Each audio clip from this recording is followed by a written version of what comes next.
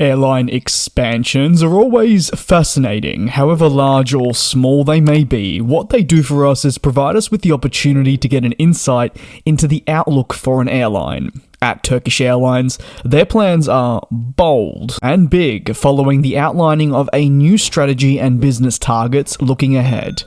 Turkey's rise as a popular travel destination and fundamental part of the world, the airline says, can actually be attributed to the continued expansion of Turkish Airlines.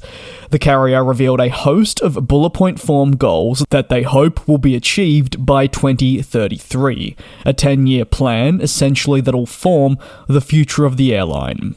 Notably, Turkish Airlines wants to secure revenues of 50 billion annually. It wants to also contribute an additional 140 billion of revenue to the Turkish economy. It's worth noting that these are in USD currency. They wish to expand their fleet from 435 aircraft to well over 800 total units.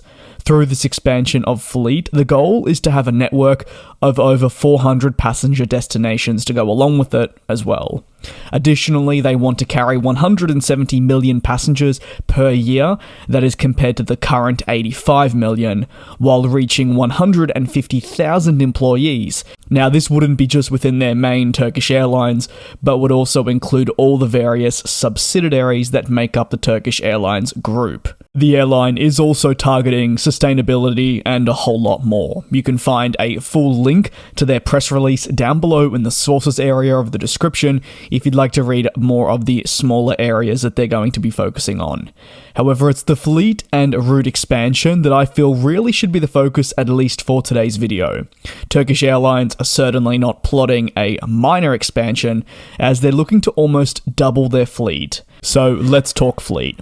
300 plus new aircraft will be required, and a quick look at just what the airline is expecting currently doesn't bring that total anywhere near 800 units. So for Turkish Airlines, their next move will need to be securing aircraft orders and delivery slot placements by 2033. And given the demand for new aircraft across the board, these will have to be placed somewhat soon, you'd like to imagine. As for what aircraft they'll opt for, well, it'll no doubt be a mix, but largely for most, the more exciting part will be the focus on wide bodies that'll be selected.